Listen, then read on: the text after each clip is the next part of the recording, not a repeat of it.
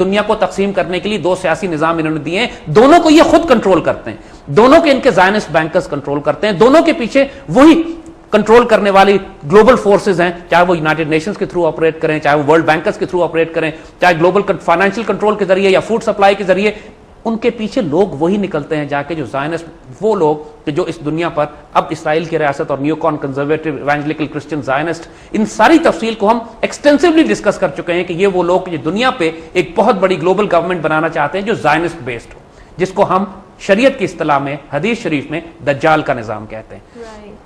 اور ایک طرف یہ دو سیاسی ماڈل ہمیں دیتے ہیں اور کہتے ہیں جی اس کے علاوہ اور کوئی رستہ نہیں ہے, یا ڈیموکریسی لے لو یا ڈکٹیٹرشپ بری ہے, ڈیموکریسی لے لو, ہم کو یہ سمجھایا جاتا ہے.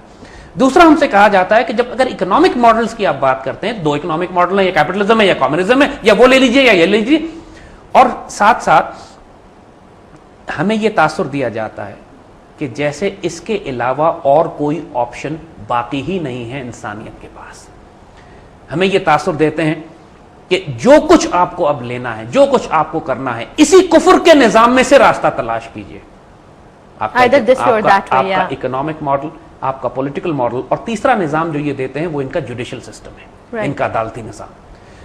جوڈیشل سسٹم بھی ہمیں یہی کہا جاتا ہے کہ وہی ہوگا کہ جو ہم بتائیں گے, سیشنز کورٹس ہوں گے, ہائی کورٹ ہوگی, سپریم کورٹ ہوگی, انگریز کا بنایا ہوا قانون چلے گا, وہی وکیل ہوگا جو اس کو چلائے گا. اور پھر fourth pillar of the state یہ کہتے ہیں میڈیا کو. برنارڈ لوئس ایک بہت بڑا اورینٹلسٹ ہے, مغرب کا آج کا بہت بڑا اسکالر سمجھا جاتا ہے, جو مشرق کے نظام کو, اسلامی تہذیب کو سمجھتا ہے اور پھر کفر کو یہ مشورے دیتا ہے کہ اسلامی تہذیب کو کمزور کس طرح کیا جائے. لیکن اس نے بڑی اچھی کتابیں, بڑی تفصیل سے ریسرچ کر کے اسلامی تہذیب اور مغربی تہذیب کے کمپیریزنز کیے ہیں اور کتابیں لکھی ہیں. برنارڈ لوئس اپنی کتاب میں ایکنالج کرتا ہے کہ کفر کے نظام کی پوری بنیاد دو پروفیشنز کے اوپر ہے. دو پروفیشنز ہیں جس پر کفر کے نظام کی عمارت کھڑی ہوئی ہے. اور ذرا ہوش سے سنیے گا اور حیرت سے سنیے گا کہ یہ دو پروفیشنز کون سے ہیں جو کفر کے نظام کو سپورٹ کر رہے ہیں. ایک اس نے کہا جرنلسٹ ہے اور دوسرا لائر ہے. جرنلسٹ کے ذریعے, میڈیا کے ذریعے اس سسٹم کی, جو کفر کا نظام انہوں نے بنایا, اس کی سب سے بڑی طاقت یہ ہے انسانوں کو غلام بنانے کی کہ اس کی ability to spread disinformation, جھوٹ بولنے کی صلاحیت. یہ اس کثرت سے جھوٹ بولتے ہیں اور اتنا میسو جھوٹ بولتے ہیں, سیٹلائٹس ہیں, اخبار ان کے پاس ہیں, میڈیا ان کے پاس ہیں, ٹیلی ویژن چینلز ان کے پاس ہیں, کیبل نیٹ ورک ان کے پاس ہے, پبلک اوپینین کو کنٹرول کرنا. تو اس کام کے لیے ان کو جرنلسٹ چاہیے ہوتا ہے. اسی لیے آزادی صحافت, آزادی افکار, اور صحافی کو اس طرح پریزنٹ کرتے ہیں جیسے اس سے زیادہ مقدس پیشہ کائنات میں کوئی نہیں ہے کہ صحافی کے پروں پہ پانی نہیں پڑ سکتا, صحافی کو آپ چیک نہیں کر سکتے, روک نہیں سکتے, وہ جو مرضی جھوٹ بولے, جو مرضی فراڈ کرے, بے عزت کرے, قومیں تباہ کرے, حکومتوں کو تباہ کرے, حکومتوں کو بدنام کرے.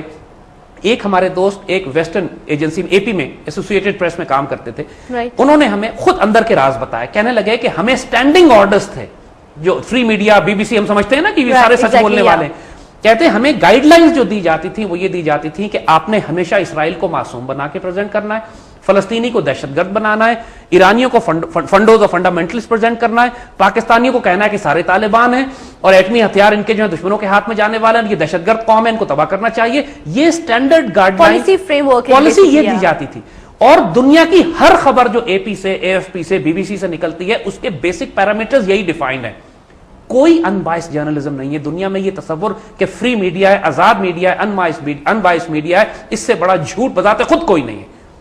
کیونکہ یہ سارا میڈیا جو فورتھ پلر ہے ان کی اسٹیٹ کا, جو فورتھ پلر ہے ان کے کفر کے سسٹم کا, اس کا مقصد پوری کائنات میں ڈس انفارمیشن اور جھوٹ کو پھیلانا ہے. اور اس کے نتیجے میں یہ مائنڈ کنٹرولز کرتے ہیں, ذہنوں کو قابو کرتے ہیں لوگوں کے. اور اب جو ان کا گیم پلان بن رہا ہے, کیونکہ ان کا جوڈیشل سسٹم, جو عدالتی نظام پوری دنیا میں کبھی یونائٹڈ نیشنز کے تھرو آتے ہیں, کبھی انٹرنیشنل کورٹ آف جسٹس کے تھرو ہمارے پاس, کیونکہ یہ سارے یہ نظام, جو ان کا اکنامک ماڈل ہے, چاہے آئی ایم ایف کی شرائط ہیں, ورلڈ بینک کی شرائط ہیں, جو ملکوں سے معاہدے کرتے ہیں, یہ سارے معاہدے ان کے وکیل لکھتے ہیں, لائرز, انٹرنیشنل لائرز. اس لیے اس پورے سسٹم کو, چاہے ان کا پولیٹیکل ماڈل ہے, جو کانسٹیٹیوشن لکھے جاتے ہیں, جو ڈیموکریسی کے لاز بنائے جاتے ہیں, جو پاکستان یا ملکوں میں کتنی سیاسی جماعتیں ہوں گی, ان الیکشن کس طرح کرائے جائیں گے, آج بھی امریکن پاکستان میں پہنچ کے ہمیں لیکچر دیتے ہیں کہ ڈیموکریسی کیسے ہوتی ہے, پارلیمنٹری ڈیموکریسی کیسے چلتی ہے, اور کورسز کروائے جاتے ہیں, اور سیاسی جماعت کے لوگ ہمارے ان کورسز کو اٹینڈ کر کے بڑے ادب سے سن کے چوم کے آنکھوں پہ لگاتے ہیں کہ امریکہ نے ہمیں یہ بتایا کہ ڈیموکریسی اس طرح ملک میں نافذ کی جائے گی. اور تیسری بات جو ان کا اکنامک ماڈل ہے, اس بینکنگ سسٹم کی شرائط کیا ہوں گی, لاس کیا ہوں گی, اگین لائر اور جرنلسٹ, یہ دو پروفیشنز ایسے ہیں کہ جس کی بنیاد پر یہ کفر کا نظام کھڑا ہوا ہے. اگر آپ دیکھیں کہ ہر نظام جو کفر دنیا پہ مسلط کرتا ہے, ویری ٹرو زید صاحب, اور یہ میں نہیں کہہ رہا ہوں, برنارڈ لوئس کہہ رہا ہے, خود ان کا اپنا رازدار آدمی, and we can relate to the and we can relate to the current environment very clearly. So اب حالت یہ ہو گئی ہے کہ 20ویں صدی کے آخر میں ان کا پورا نظام اب کولیپس کرنے لگا ہے. مین میڈ سسٹمز ہے نا, کمیونزم ختم ہو چکا ہے, کولیپس کر کے گر گیا, تباہ برباد ہو گیا. کیپٹلزم اب کولیپس کر رہا ہے. اب ہمیں نظر آ رہا ہے کہ کیپٹلزم بھی کولیپس کر رہا ہے, ڈالر کولیپس کر رہا ہے. امریکہ میں خود حالت یہ ہو گئی ہے کہ 10 لاکھ افراد پچھلے 2 ماہ میں نوکریاں چلی گئی ان کی. 60-70 ہزار ڈالر سال میں کمانے والا امریکی ٹینٹوں میں رہ رہا ہے, کیونکہ نوکری گئی ہے تو نہ وہ گھر کی قسط ادا کر سکتا ہے, نہ گاڑی کی قسط دے سکتا ہے. گاڑی بھی گئی, گھر بھی گیا, ٹینٹ میں رہ رہا ہے بیچارہ. یعنی وہ خود بذات خود ان کی اپنی قوم اتنی مظلوم ہے, اتنی تباہ برباد کی گئی ہے اس نظام میں. اب یہ ڈالر کو ابینڈن کرنے کی بات کر رہے ہیں, نئی کرنسی شروع کریں گے. جو تباہیاں آگے یہ برپا کرنے جا رہے ہیں, ان کا ارادہ یہ ہے کہ 6 ارب انسان دنیا میں موجود ہیں تو اس کی آبادی کم کر کے 5 ارب گھٹائی جائے, 1 ارب آبادی کی جائے. یعنی 4-5 ارب انسانوں کو اب یہ ہلاک کرنے جا رہے ہیں. کبھی بھوک سے فوڈ کنٹرول کریں گے, کہیں بیماریاں نہیں, کہیں برڈ فلو دیں گے, کہیں سوائن فلو ڈالیں گے, کہیں پہ ایڈز جاری کر دیں گے, کہیں پہ جنگیں کروائیں گے. آبادی کم کرنے کے یہ ظالم وہ لوگ ہیں جنہیں قرآن اسی لیے کہتا ہے یہ تخبط الشیطان من المس, شیطان نے ان کو چھو کے باولا کیا ہوا ہے. یہ پاگل لوگ ہیں, دیوانے لوگ ہیں, ایبسولوٹ جنونی. یہ کروڑوں اربوں انسان ہلاک کرواتے ہیں اپنے کفر کے نظام کو سٹیبل. کیونکہ ذہنیت فرعون کی ہے نا. فرعون کو جب پتہ لگا تھا کہ ایک بچہ پیدا ہوگا تمہارے نظام کے خلاف, اس نے ایک بچے کی خاطر لاکھوں قتل کرا دیے. ان کو بھی پتا ہے کہ کسی ایک ملک میں اسلامک ماڈل قائم ہو گیا تو ان کا پورا نظام دھڑام سے نیچے گر پڑے گا.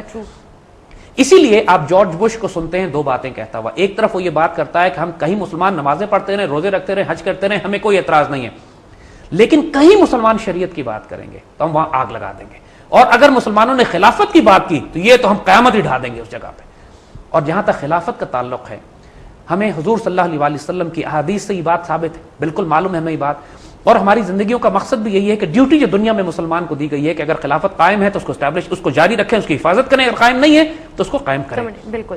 اور خلافت علی منہاج النبوہ, یعنی ایسی خلافت جس کی بنیاد نبوت حضور صلی اللہ علیہ وسلم کے مشن پر ہو, اس پر اس خلافت کی بنیاد رکھنا دوبارہ, اس کی بشارت ہمیں حضور کی احادیث میں واضح ملتی ہے کہ ایک وقت آئے گا کہ خلافت ختم ہو جائے گی, پھر جو اسٹیبلش ہوگی وہ علی منہاج النبوہ ہوگی.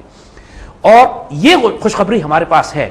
اب ہم دور کو جب دیکھتے ہیں, زمانے کو جب ہم دیکھتے ہیں, تو ہم یہ ریئلائز کرتے ہیں کہ انسانیت پر احسان ہوگا یہ کہ اگر انسانیت بھی اس خلافت راشدہ یا خلافت علی منہاج النبوہ کے تحت لے آئی جائے, کہ وہ نظام کہ جس سے بہتر نظام انسانیت نے کائنات میں نہ کبھی دیکھا نہ دیکھے گا, ہم اگر اس کا 10% بھی اچیو کر سکے, 20% بھی اچیو کر سکے, یقین کیجئے انسانیت کی معراج ہو جائے گی. آج کے دور میں لوگ اعتراض کیا کرتے ہیں, اعتراض یہ کرتے ہیں کہ پاکستان میں ایک ریڈیکلس آرگومنٹ ہمارے ساتھ شروع کر دی گئی ہے. ایک جھوٹ, جو ہمارے دانشور ہیں, ہمارا میڈیا ہے, ہمارے جو انٹلیکچوئلز ہیں, سیاستدان ہیں, ان کی ذہن, ان کی فکر, ان کی سوچ یا تو اتنی گھٹیا ہے یا وہ پلانٹڈ لوگ ہیں کہ جو اصل فکر اور سوچ کی طرف جانا ہی نہیں دیتے. ایک طرف ہمیں کہا جاتا ہے کہ جناب ڈیموکریسی اس ملک کا واحد راستہ ہے اور ڈکٹیٹرشپ سے زیادہ ناپاک نظام کوئی نہیں ہے, اور سارے سیاستدان فوجیوں کو گالیاں دیتے ہیں. جو فوجی حکمران آتے ہیں, فوجی حکمران کہتے ہیں ہم آتے اس لیے ہیں کہ سیاستدان کو لیپس کر جاتے ہیں, ملک کی عزت اور آبرو کی حفاظت نہیں کر پاتے, اور قوم ایک سائیکل میں گھومتی رہتی ہے. دوسری طرف ہم سے کہا جاتا ہے کہ یا تو liberal western democracy, liberal western life style adopt کر لو, یعنی ایکسٹریم لبرلزم جس میں دین, عزت, آبرو, ایمان سب چھوڑ دو, فوج حرکتیں کرو, وہی ویسٹرن ایجوکیشن سسٹم, انگریزی بولو, یا تو وہ نظام اڈاپٹ کر لو. اس کے ریئیکشن میں یہاں پہ تحریک طالبان پاکستان جیسے بیت اللہ اور فضل اللہ جیسی شریعت نافذ فساد برپا کروا کے ان کے جو شریعت کے نام پر دہشت گردی ہے اس کو پریزنٹ کیا جاتا ہے کہ یہ اسلام کا ماڈل ہے, ایکسٹریمزم کو فروغ دیتے ہیں تاکہ یہ اسلام کا ماڈل ہے جو پاکستان میں آنے والا ہے یا پاکستان پر قبضہ کرنے جا رہا ہے. یعنی ہمیں کہا جاتا ہے کہ یا بش کو قبول کرو یا بیت اللہ کو قبول کرو, جیسے بیچ کا کوئی راستہ ہمارے پاس ہے ہی نہیں. اور اب وقت آ گیا ہے اس وشس سائیکل سے, اس ناپاک سائیکل سے نکالنے کے لیے جب ہم تیسرے آپشن کی بات کرتے ہیں, جب ہم یہ بات کرتے ہیں کہ نہ تو ہمیں یہ ماڈرن ڈیموکریسی چاہیے, نہ ہمیں ماڈرن ڈکٹیٹرشپ چاہیے, نہ ہمیں یہ کیپٹلسٹ سسٹم چاہیے, نہ یہ کمیونسٹ اکنامک ماڈل چاہیے, اور نہ ہمیں یہ جوڈیشل سسٹم چاہیے جو کفر کے نظام نے آج پوری دنیا میں مسلط کیا ہے, جو پاکستان میں بھی یہی نظام مسلط ہے.